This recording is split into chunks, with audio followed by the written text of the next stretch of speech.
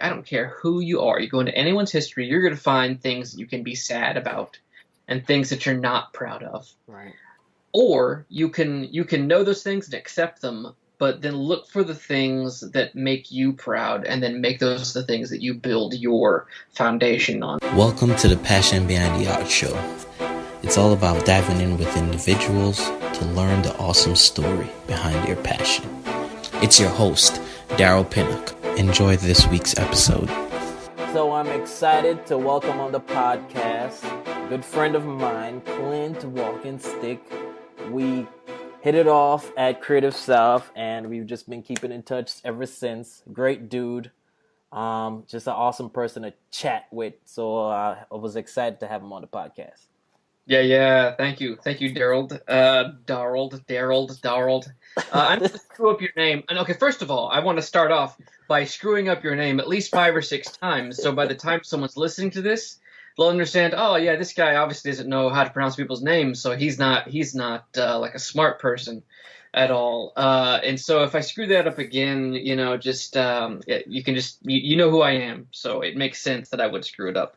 But I'm glad, I'm honored that you had me on your podcast. I'm excited to talk with you a little bit about our design goings on and about how we hit it off at Creative South and what a great thing that is, and walk through your questions. So shoot.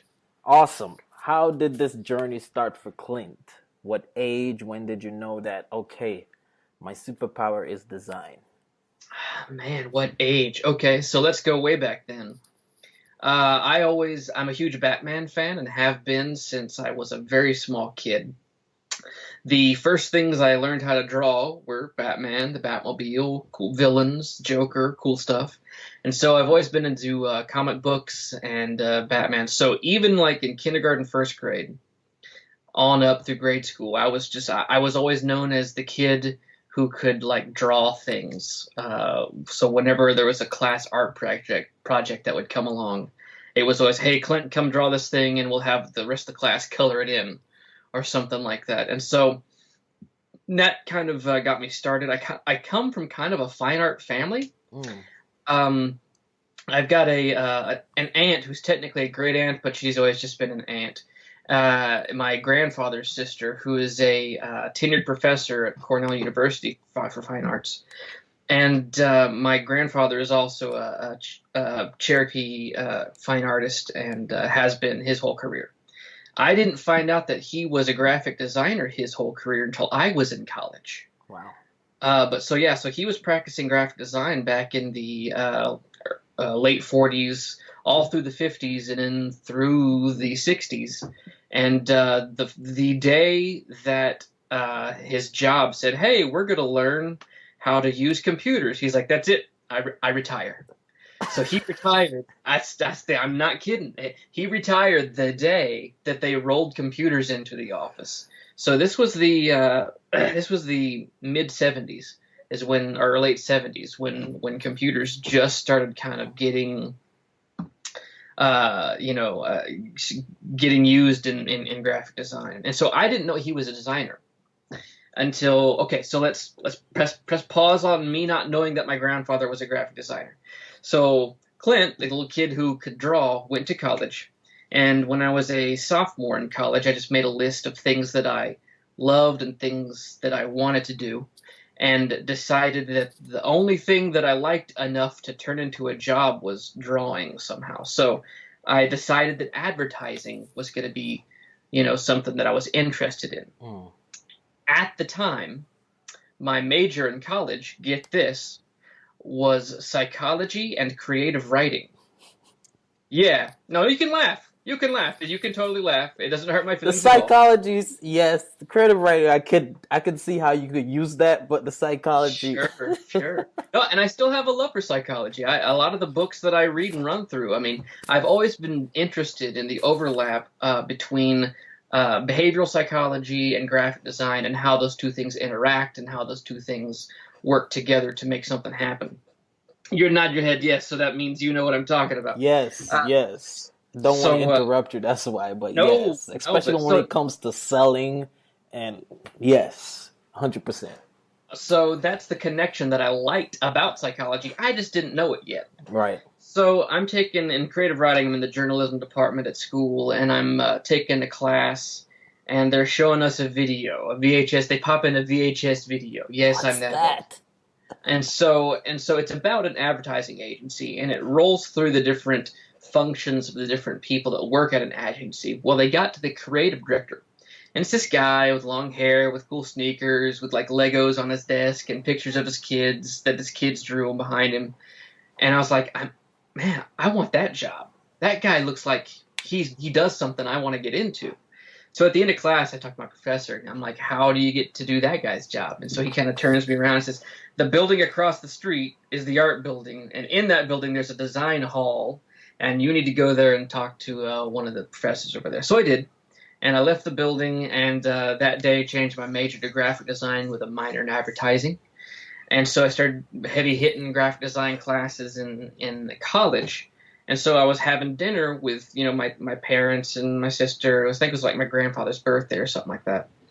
And this is at one of those restaurants where they have like the butcher paper on the table, and they give you crayons and you can draw on the table, that kind of thing. When that was big, like I guess that was in the late 90s or early aughts.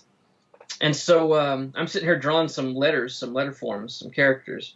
And he leans over and he's like, "Hey, put a right drop shadow on that." And I was like, "Yeah, okay." So I'm sitting here doing that, and I'm like, "Wait a minute, how do you know what that is? How do you what? You're the only person." So it came out. He came out as a graphic designer. Back then they called it commercial art. Right. Which, art in the service of commerce, which I kind of makes sense. Yep. So I learned that I am doing the same profession that he's been doing, just in a totally different era and decade. Right. And so, yeah, I got a lot of fine artists in the family. My grandfather was a commercial artist. My dad worked as an undergrad draftsman for GTE, which is now Verizon. But he had a big drafting table and cool pencils and stencils, and he would do fun stuff. This is all by hand. This is drafting not done on a computer. Technical drafting, which he learned from the military. But yeah, there's always been a desk and pencils in my family. So that's just kind of, I guess, part of being a walking stick out here in Oklahoma. But yeah, so that's how I fell into it, and luckily. You said I'm gonna move on. Okay, go ahead and ask me question number two. Go ahead, man. Question number two. Because I was just gonna interject the drafting part, because that was my thing before I even touched the graphic design, architecture. Learning by the school I went to, the college that I went to was a technical college, so it was geared straight to drafting and everything architectural and construction, and we did it all by hand before we even touched the computer. So that's like a skill I will probably never lose. It's a good skill to have, especially if you're. I've been seeing your type studies, and I'm digging those, man. Keep doing those. Those are awesome. Keep doing it. It's the only way. It's the only way you make it into something, and you've rocked it. So man, that's exciting. Keep doing it. But yeah, having a pencil in your hand, the more comfortable you are with that, the better I think it informs your design process and your ability to think with a pencil and a piece of paper in your hand, and the better that you can translate that to a computer screen. Awesome. I think it was there's like a Saul Bass quote, or gosh, was it Saul Bass? I probably screwed that up. But there's a video of him on YouTube, and this design student, this is taken in the 80s, is like, well, what can I do to be a better designer? And he stops and he looks at the camera and he goes, learn to draw. And I'm like, yeah, that's some wisdom right there. I mean, because without that skill, it makes this job that we do just that much more difficult. And so you don't need anything that makes it even more difficult. So do yourself a favor, learn to draw, and you should be good. So shoot with question number 2. I'm ready. All right. So people, support system. Who would you say kept Clint going, even though it was hard? Who you draw the energy from when you were down and out? Let's see. So let's start back in school. So that would be my parents. Luckily, I've come from kind of a family who kind of already knows what design is and what design can do.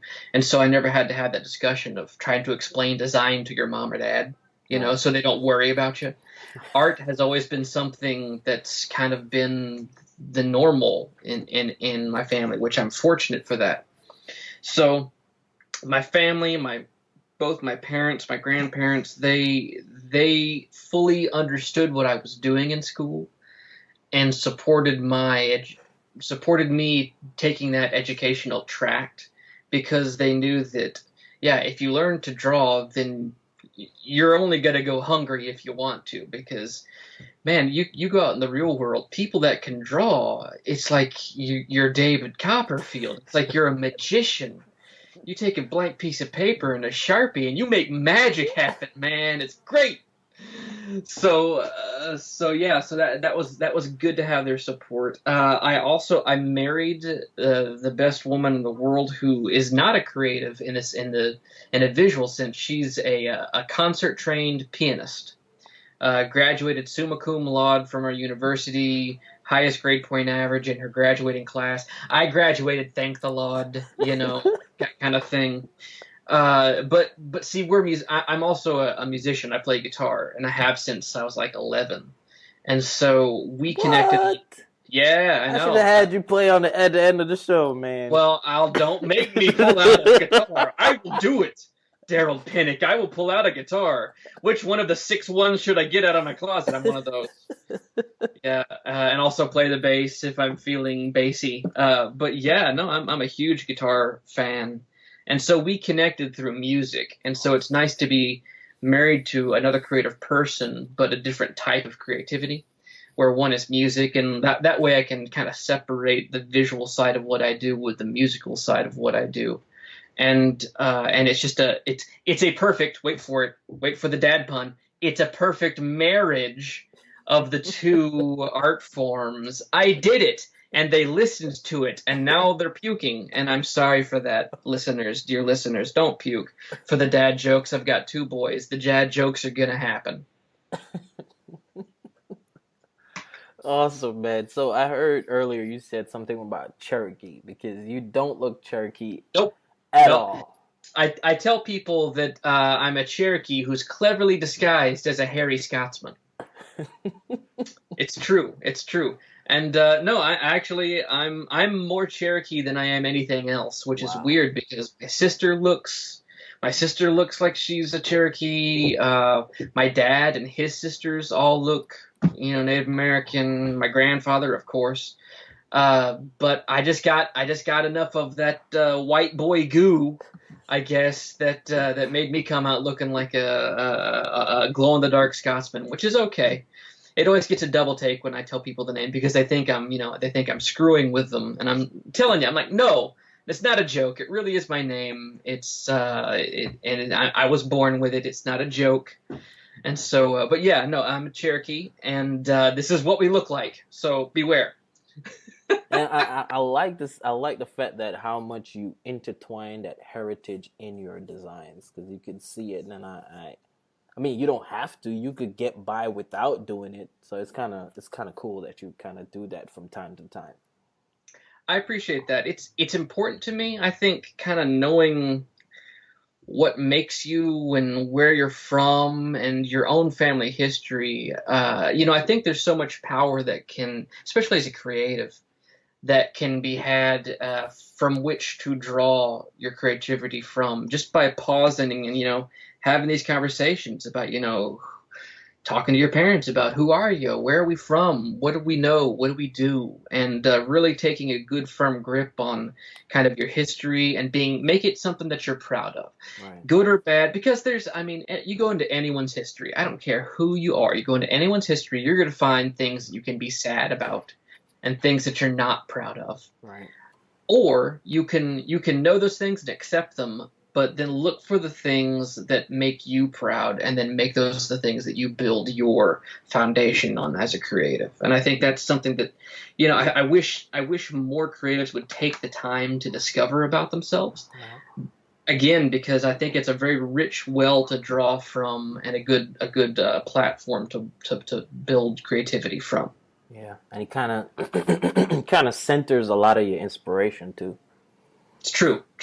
It gives you a good starting off place. And so you're right. I've made that something that I don't hide. A lot of it didn't used to be popular to be a Native American, especially you go back 50 years. It wasn't very popular at all. And so I've kind of turned it into something that I am proud of, and try to work into the things that I create, simply because it's who I am, and I can't hide that, and I'm not gonna if I've got my say about it. So there you go.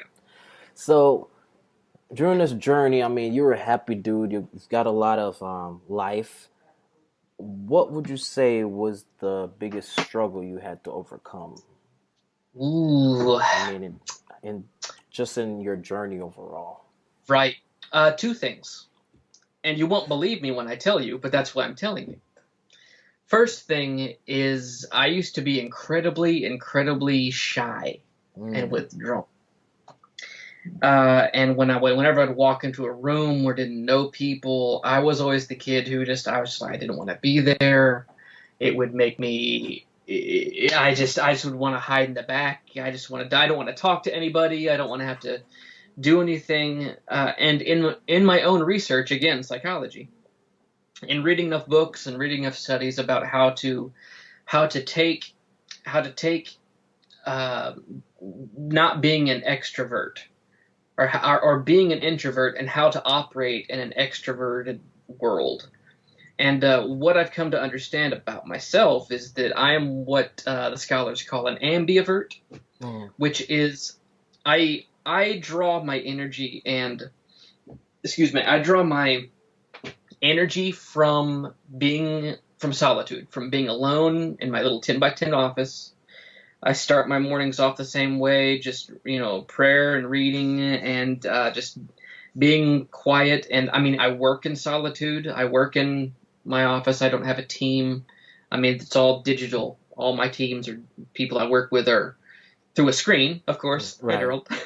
But so I work in solitude. I draw my energy from being in solitude, and that's something that energizes me. But I've through my reading and through just kind of self-discovery, there's some mind tricks, you could call them, right, that have helped me be an extrovert when I need to be, and continue to draw my energy from my introversion.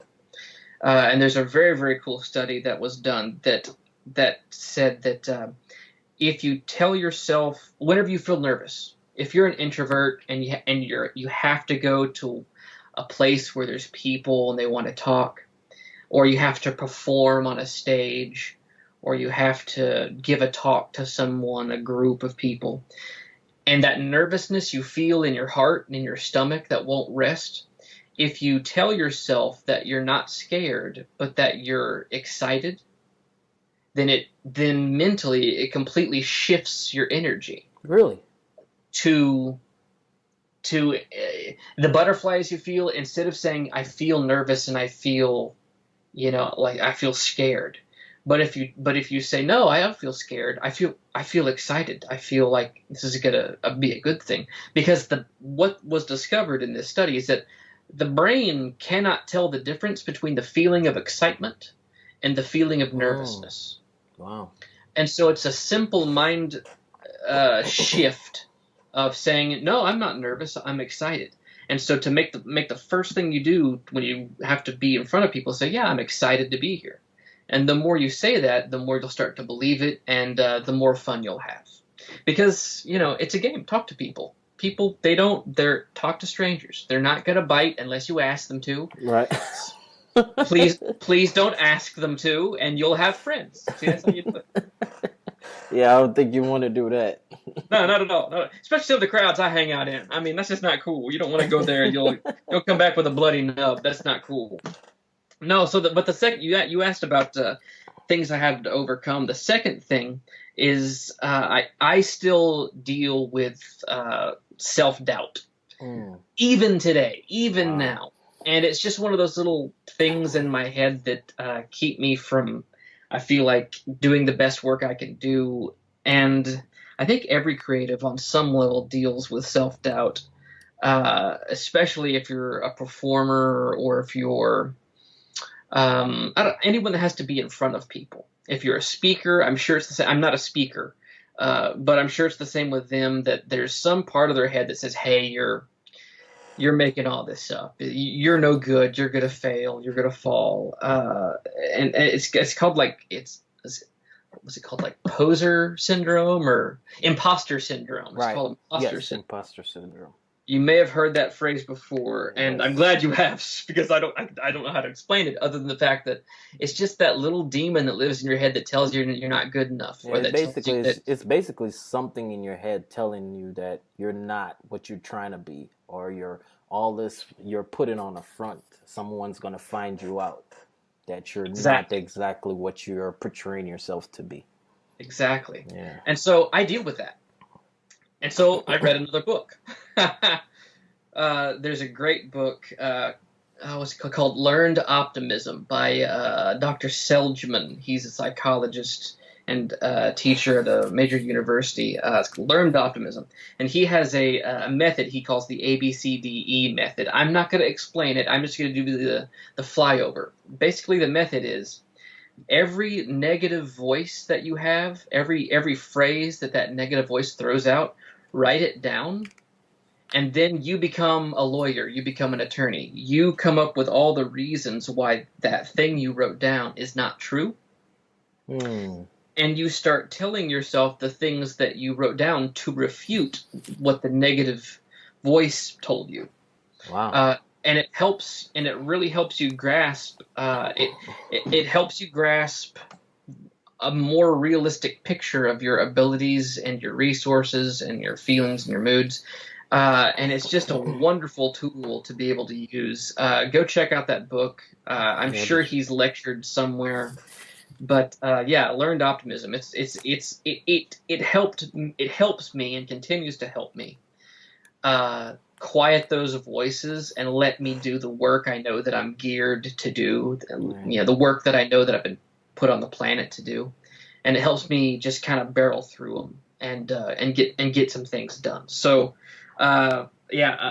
introvert and self-doubt, but I've been working on both of those, and I feel like I'm in a good place with them for right now. But those are definitely the two. All right, so let's talk a little about this debt-free living. No, you didn't bring that up. Okay, ask me what you want to know. Let's talk a little bit about this debt-free living. Are you already on the journey? Are you already debt-free? Are you on the journey? What's your thought process about debt? Let's talk a little about that. Just share. Man, you opened up the wrong door, Daryl. So I will tell you the truth that back in 2007, my wife and I took a class called Financial Peace University that's put on by a guy named Dave Ramsey. Basically, you sit in the class and watch videos and run through a workbook, and it fully and completely changed our perspective on money and how it's used to align yourself with things that are actually smart, not what the culture tells you is smart. And it really aligned our minds and hearts when it comes to things like giving and things like preparing for our future.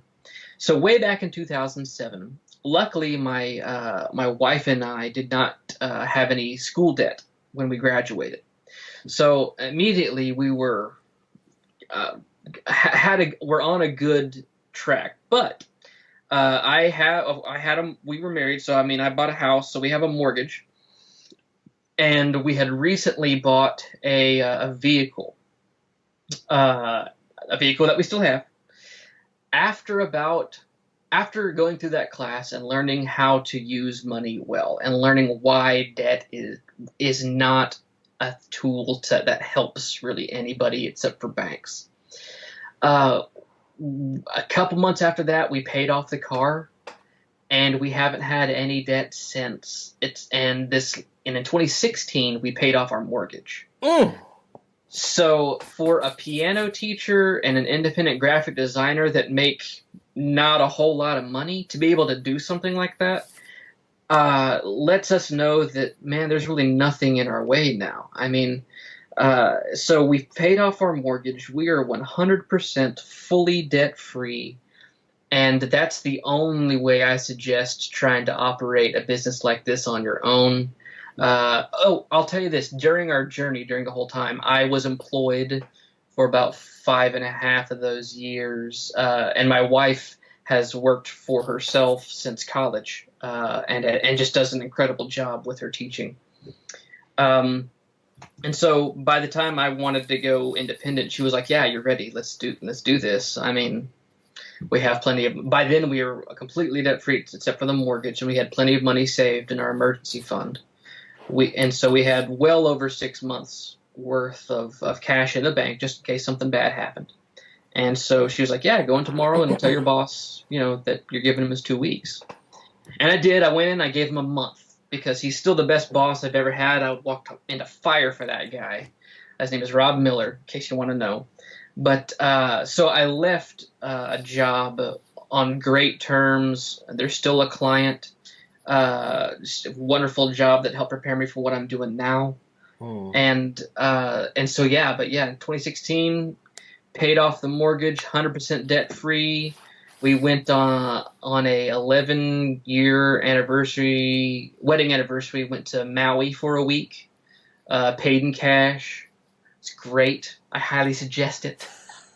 Hawaii smells like flowers. You gotta go. So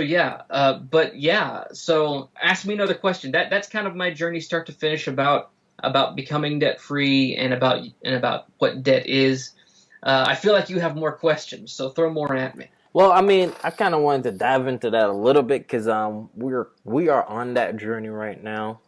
Good. Read a book on Rich Dad Poor Dad. It's an excellent book, and everything changed for me after that. Good. So we've cleared off quite a few 5 figures worth of debt. Good. And we're working on another one this year, and after that, then it's the mortgage. But I was just intrigued about that because I feel like we've been taught this thing about what we should do and how we should spend our money. And it actually, if you really think about it, really doesn't make any sense. Who taught you those things?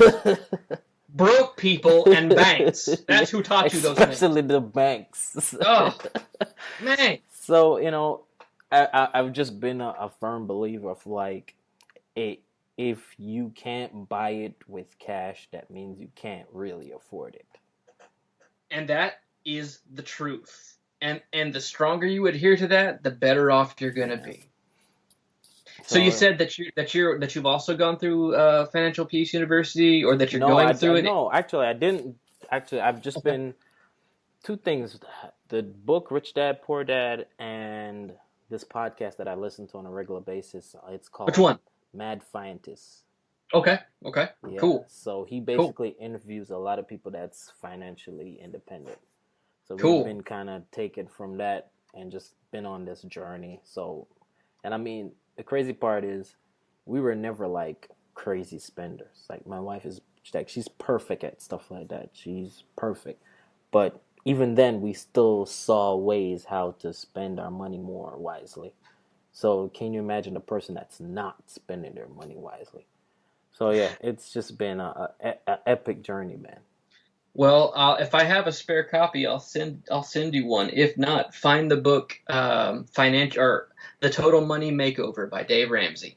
Okay. Pick you up a copy, read that. It's like a 3rd grade reading level. You can read it in an hour. I think my wife rented it from the library and wrote some notes down. Get you a physical copy and mark it up and read that. That is exactly how. That's the plan my wife and I used to get to where we are today. And it's only crazy if you don't want to breathe free air. How about that? So my Total Money Makeover by Dave Ramsey is where we started, and I cannot suggest his class in Financial Peace University. If you're connected to a church or any civic group in your area, go up and look for an FPU class. It's $100, but you will get thousands of dollars worth of information for you to be able to completely retool the money end of what you're doing and set you up to win in a way you've never experienced. So I wish I was a salesperson. I wish I got a cut. I don't. What I'm saying, though, is if you're listening to this and you've got debt payments coming out your ears, man, I'm telling you, there's a better way to live, and Daryl is proof. Yeah, it's true. I mean, we have 2 vehicles and we have no car payments. And we're working on the student loan now, and then the next is the mortgage. Good. Keep it up, man. That sounds great. Yeah, so that's awesome. It's an awesome journey. So when I saw that on your site I was like, I'm my kind of people right there. That's my kind of people. I'm sorry I'm your kind of people, because you are in a group of weirdos now. You don't even know. It's crazy though, because I think because we are immersed in it, I try to tell my wife that, dear, everybody is not doing this. Because one thing I've learned, when you're kind of in the area and you're researching it, you kind of start thinking that it's starting to become the norm, but it actually isn't. And every time we talk to other people, they're like, you did what? Like literally 2016, we just went dry turkey. Like we didn't do nothing. No vacation, nothing, and that set us up, for a good bang starting in 17. So yeah, it's an epic journey, and I think that's a journey for us. Cool. Well, there's another tool that I give you. It's an app that you and your wife can share on your phone. It's absolutely free. Just sign up for an account, and it's free. But it's called EveryDollar. It's called the EveryDollar app. It's on Apple iTunes. It's also on Android. It will tell you where your money is going, and it will help you put your money in the right places so that good things happen and good things get done. So check that out too, everydollar.com, and it'll show you the app to download, and it just makes perfect sense when it comes to dealing with your finances. Awesome. So what's coming in the horizon for Clint? What's next? God, I've got so many things happening next. It's kind of crazy. So I briefly told you about the sketchbook when we had pizza in Atlanta, right? So I've manufactured a sketchbook that I wanted, because I looked around. I couldn't find a sketchbook that had the features I liked and had what I wanted at a price I wanted. And so I kind of had a little self-discovery moment where I was like, well, what would it take to just manufacture one and make it available to people? Because there's got to be some other lunatic out there that likes the things the thinking that I put into the sketchbook. And so if you go to thebestsketchbook.com, all one long URL, you can get a good look at the sketchbook that I manufactured and produced. And right now I'm working on version 2.0 of that sketchbook, which will have a couple different features.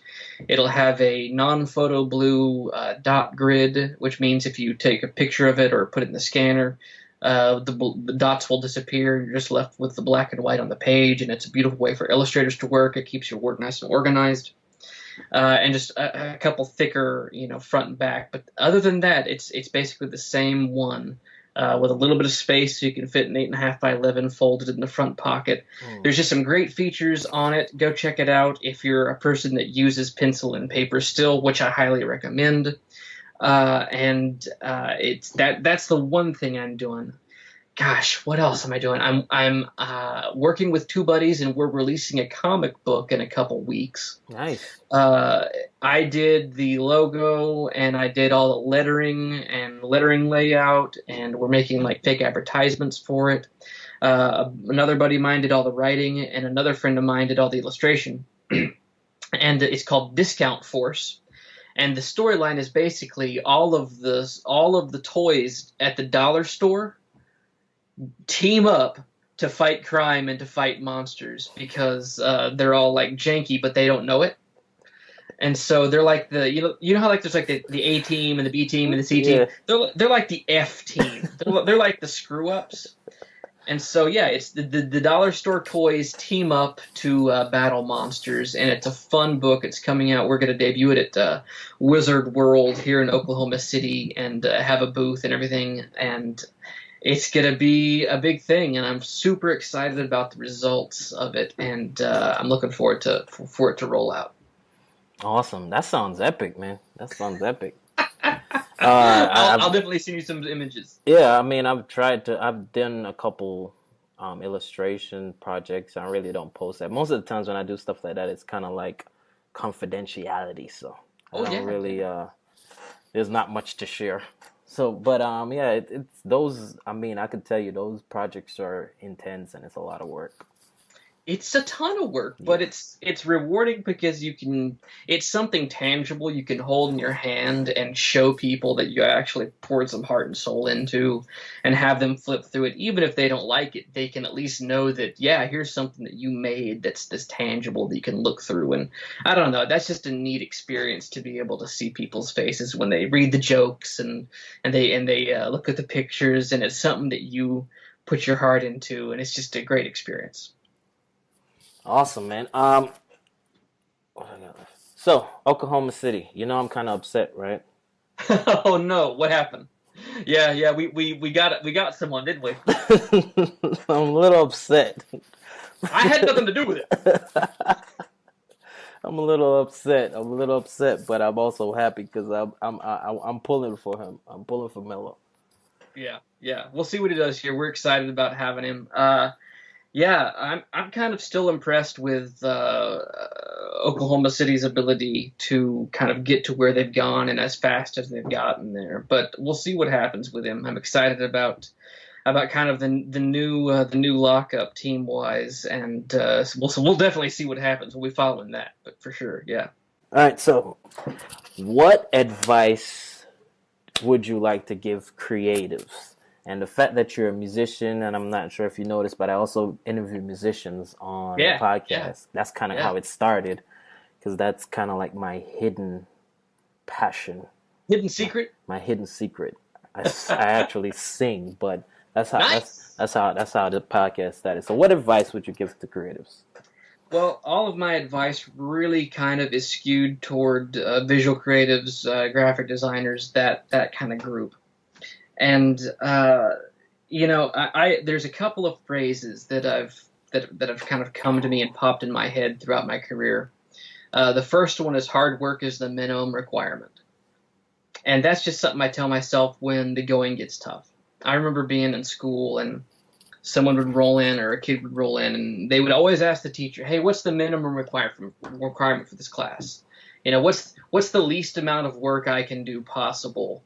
And still get a passing grade, And so that's just the backwards mentality when it comes to being the guy that calls the shots and who has to drive yourself to be creative and do creative things. And so, hard work is the minimum requirement. It's just something that I chant to myself whenever it's tough getting up to go work out, or it's, I'm facing a client issue or it's a job issue. So I keep that in mind. And, there's a couple things. I'm going to try to read through them. I wrote an acronym, but now I can't decipher it. And I'm going to remember what it is long after our interview is over. Because that's just the kind of guy I am, Daryl. Man. So my mom always told me another thing that I keep in mind is that smart is something you do, not something you know. And back to our finance discussion, it kind of plays into that, and it kind of plays into not feeling bad that you don't have a bunch of accolades and awards and a wall of degrees behind you, because smart things are things that I also say that smart is a verb. If your actions are smart, the things you think, do, and say, if those are smart, then good things are going to happen.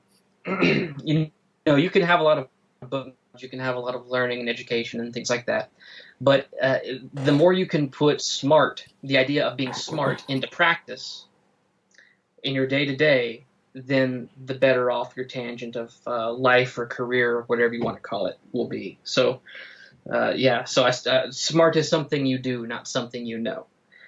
That's another huge one. So there's a couple more that I think are also important. In doing all this study from reading these psychology books and learning about your habits and learning about how to use your habits in a positive way, Sean Atcher has 2 books on positivity and happiness and how that interacts with your habits. Charles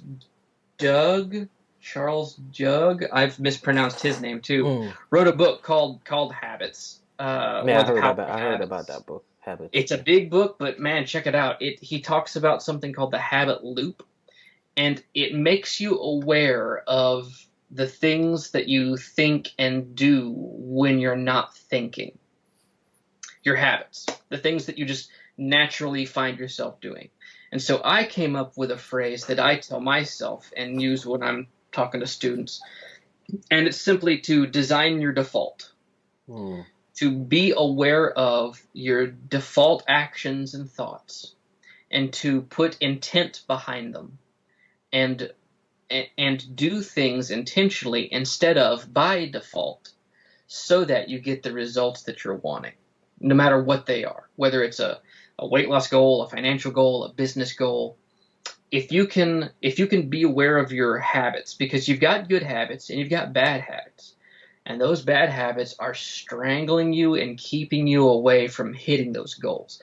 Simply being aware of them is step 1, because once you're aware of them, you can educate yourself on how to use them and kind of do a jujitsu move and use their power and get them to where you want to go. So design your default, and that leads me into the next one, which you already have the sticker, and I call it Slay Your Day. And what that basically is to make sure that the moment you wake up and get into work, whatever your work is, to know what you're doing and to just, kill it every day.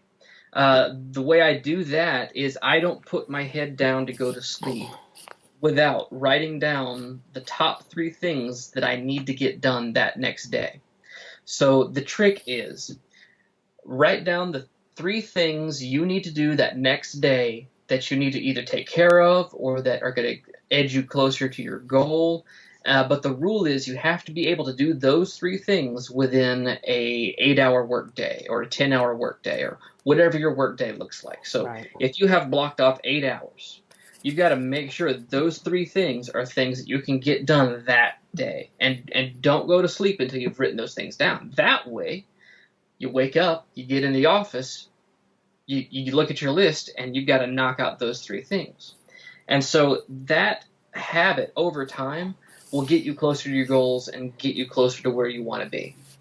The third and last idea that I talk about is I call it, I just say get caught. And what I mean by that is get caught doing the things you love in front of the people that respond to that thing. So if you're a musician and you play a certain kind of music and it's your desire and passion to do that kind of music, get caught doing that kind of music in front of the people that will respond to it the best. Because my idea is that I want to produce such a body of work that by the time the right clients find me, they're going to wonder where I've been their entire life.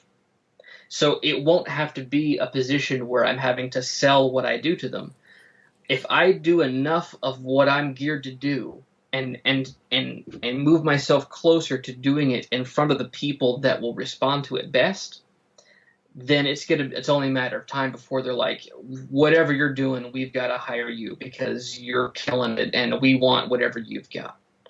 So, I mean, that takes a couple of steps, a couple of things. You've got to know kind of who your client is or who your ideal customer or client is and decide that. You've got to find out who you are and what you're geared to do and how you're geared to do it. You've got to decide out of those things, what you love and what you're on fire for, because enthusiasm is something that people are drawn toward, and especially let's talk about design and about sales for a moment. I've heard sales being described as a simple transfer of enthusiasm. So if you can pour enthusiasm into Makes your sense. work and to what you're doing, you don't have to sell anybody on anything. The right people are going to respond to that enthusiasm in a way where a transfer happens, and so it's just value for value that you're exchanging, and yeah, by the time the right people find you, they're going to wonder where you've been this whole time, and the right relationships will present themselves, and it's putting yourself in that position to be caught is the idea. So, design your default, slay your day, and go get caught. Awesome, man. Awesome. Where can people go learn about what Mr. Walkingstick is doing? Well, there's going to be way too many URLs on the show notes. I'm going to tell you that.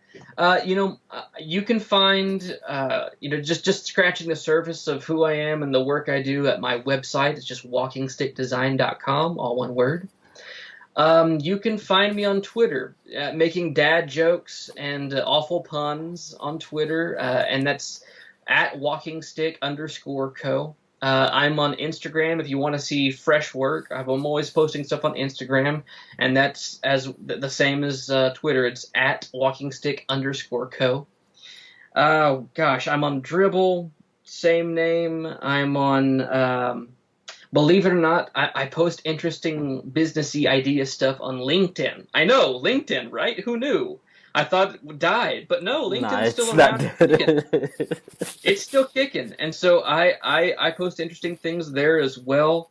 So just type in Clint Walkingstick, and you never know what you get. Just don't laugh at the bad stuff, and come find me on the good stuff. Well, Clint, I really appreciate you, man. Always awesome talking to you.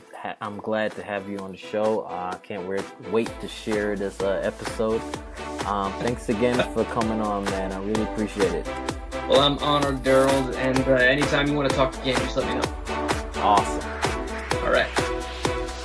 You can always connect with me at DPCREATES on Instagram or Twitter. If you ever want to have a conversation, ask a question, that's DPCREATES at Instagram or Twitter. Thank you for listening to this week's episode. I hope you enjoyed it. I would love to get your feedback, so please leave a review on iTunes and keep sharing the podcast on social media. Be blessed.